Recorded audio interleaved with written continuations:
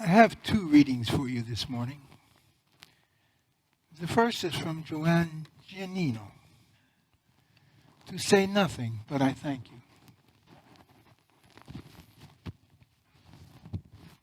All day I try to say nothing but thank you. Breathe the syllables in and out with every step. With every step I take through the rooms of my house and outside into the profusion of shaggy-headed dandelions in the garden, where the tulips' black stamens shake in their crimson cups. I am saying thank you, yes, to this burgeoning spring and to the cold wind of its changes. Gratitude comes easy after a hot shower, when loosened muscles work, when eyes and mind begin to clear and even unruly hair comes into place. Dialogue with the invisible can go on every minute, and with surprising gaiety, I am saying thank you as I remember who I am, a woman learning to praise something as small as dandelion petals, floating on the steaming surface of this bowl of vegetable soup, my happy, savoring tongue.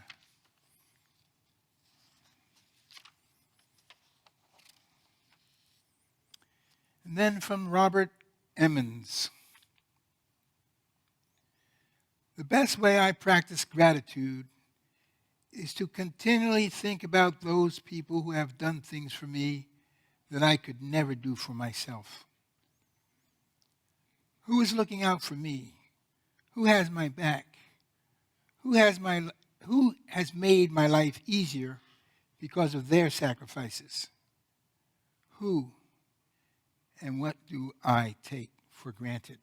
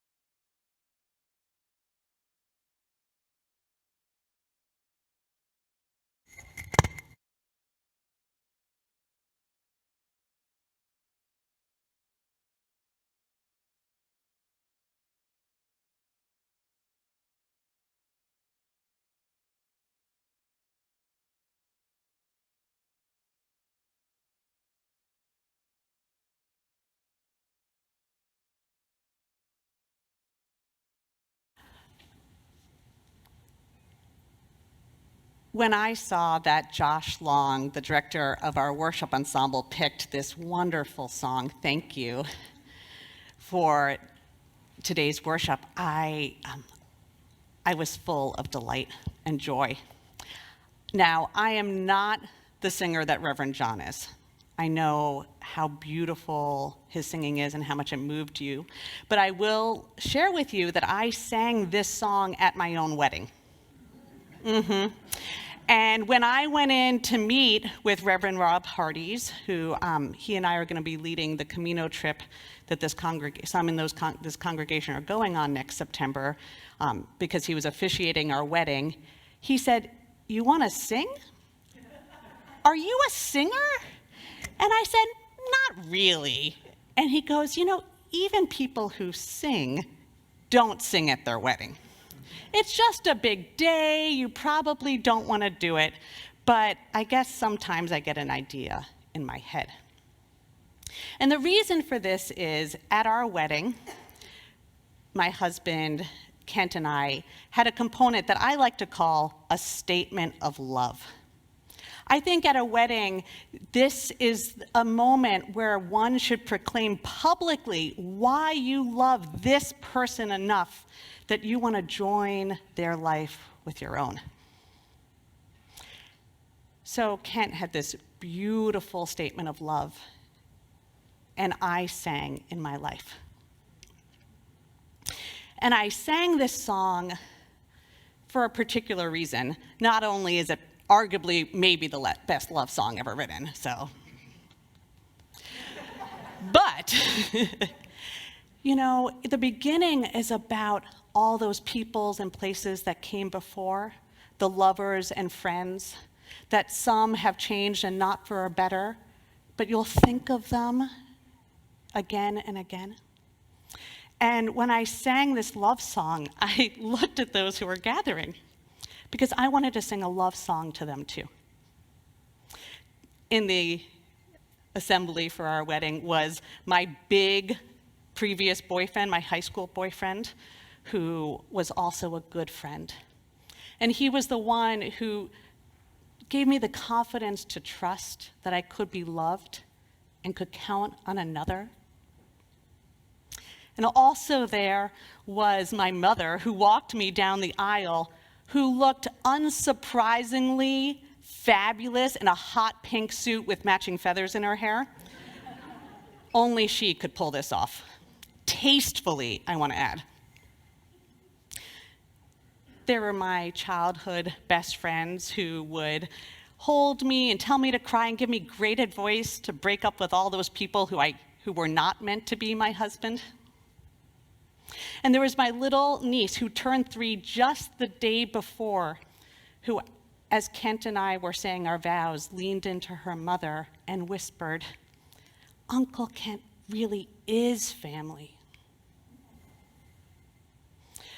And so I wanted to share with all of them through that song that this moment that I'd arrived at my wedding was possible in some ways because of all they'd given me, how they helped me in our relationships be the best person I could be, to trust and give and receive, to support and show up and forgive.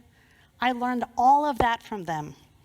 And so this was a song to say, I know who you've been in my life, and I will continue to think of you. And there's this wonderful man coming into my life who's going to be more central in my heart.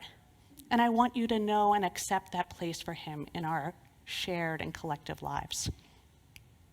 Rob said he'd never been to a wedding where more people cried.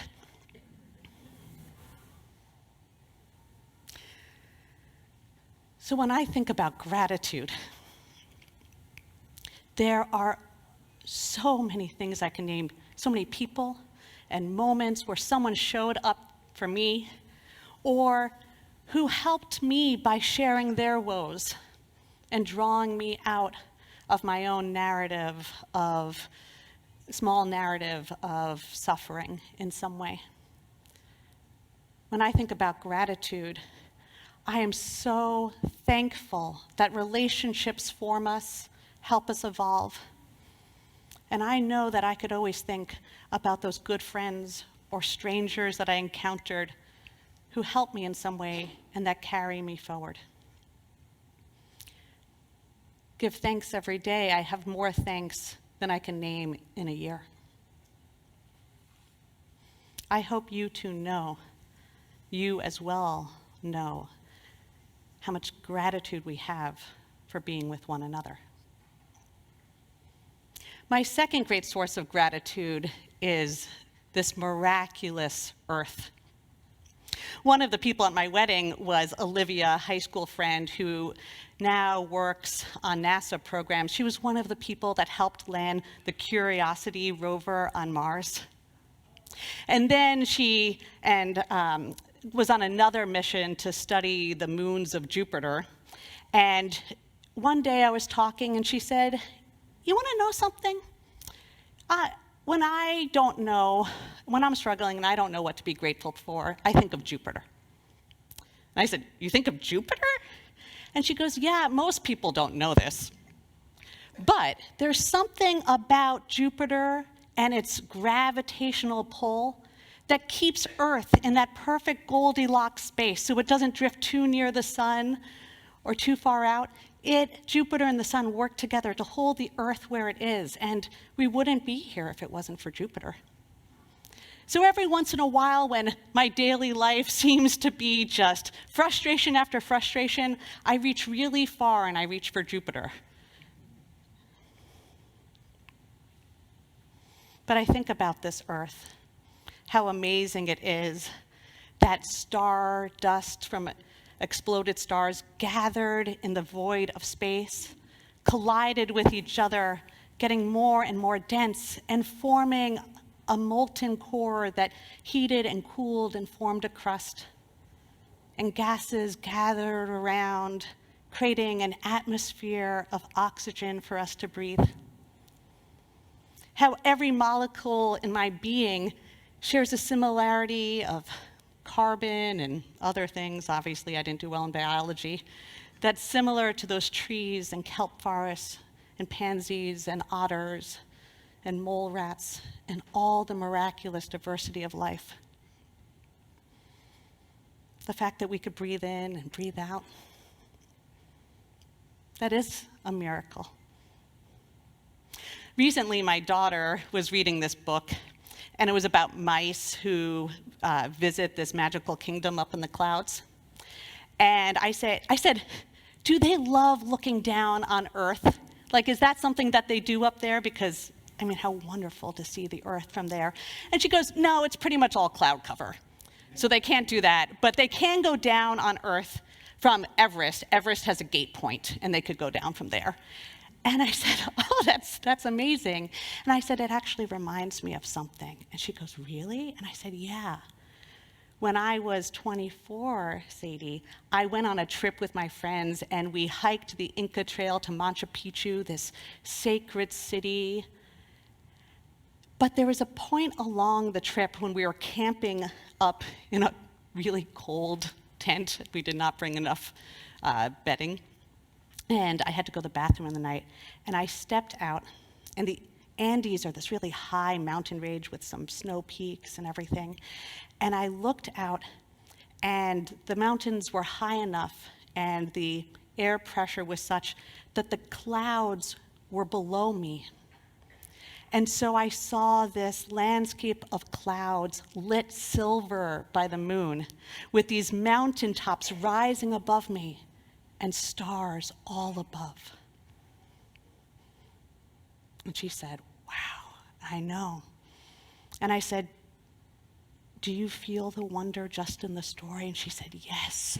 And I said, I feel that wonder so much. All I have to do to feel wonder and awe is go back to that time of memory. It moves us still and for years to come. Now you may say, well, yes, Reverend Anastassia, there is much to be grateful for, but isn't there also heartbreak and pain and injustice? Aren't you spending too much time talking about the good? And I'm doing that in part because what feminist and author and pleasure activist Adrienne Marie Brown writes is that what you pay attention to grows. The more you pay attention to what is good, to what you're grateful for, to what is thankful for, to the people who show up, the more that those will grow in your life and through your life in the world. But I want to share one other story of mine that talks about how even in the midst of the worst of times, I still found things to be grateful for.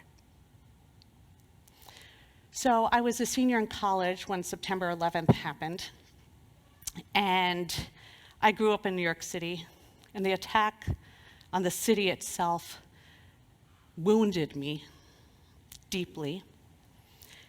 And it began to ripple through all the lives of people that I knew. My brother-in-law was in a building just across the street, and they didn't know if that building, because of structural reasons, would crash, and so he had to run down the stairs and flee. He and my sister, September 11th was a Tuesday. By Friday, they had quit their jobs, hired a moving van, and moved to Canada. My father lived just a few blocks in Battery Park City, and he had to get evacuated by boat and couldn't go back to his apartment for months. And my mother, who has some underlying mental illness and lots of trauma, was going through New York City saying that Osama bin Laden had reasons for attacking and Western imperialism was the cause, and she would tell this to strangers and confront them at meals. So I have a lot of gratitude that they saw her as a wounded person and never was harsh to her, but only compassionate. And in the midst of this, I'm there in college and I want to help, and my brother's calling and saying, "You got to get mom out of here. I'm worried about her. She should come with you." And I'm thinking, I can't make my mother do anything. And then my college roommate, who was Nepalese, but said Americans are so racist and hateful and ignorant, they might think that I'm an Arab, and she was scared of being attacked. So we had to talk through plans for safety for her. When one of my other college best friends called and said, "Something happened last night when I was asleep in my dorm room," and I had to say, you know you were raped, right? And all of the pain that people had suffered through all the different days of their lives came to rest on me. And it was a time I was in so much pain that I said, I don't know if I want to live a life with this much pain in it. And so one late night, I put my hand on my heart. And just like now, I could feel it beating.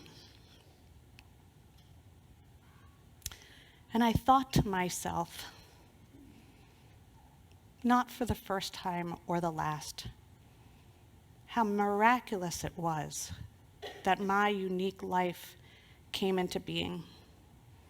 All that stardust and creatures crawling from primordial seas and trees growing to create oxygen for us to breathe. That these molecules that make me came together in a combination they never will again. And I knew again that my life was sacred, that life was holy and to be preserved and protected. And so I gave thanks for humanism and for the ways that I had been taught to honor and respect each and every human being and its inherent worth, including myself. So I'm grateful that I had those lessons all the way up till then. Not that it doesn't take away the pain, but there was something about that moment of gratitude that helped me hold on.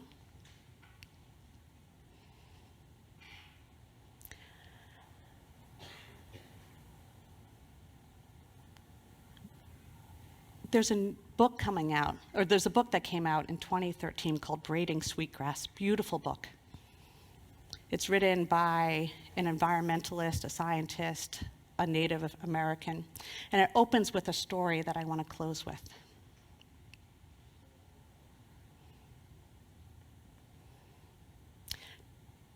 The story is of Sky Woman. In the beginning, a woman, Sky Woman, fell from the sky and she was falling and falling, when all of a sudden, beneath her, she felt these feathers. Geese had seen her fall and flew up to support her. But they grew tired and couldn't support her for long, so they called the Council of Animals. And the animals met, and Turtle said, I could carry her. So they placed Sky Woman on Turtle's back. But they said, she will need some land to live on. So all the great swimmers, the otters and seals, swam down to try to get the earth at the depths of the water. But they couldn't do it.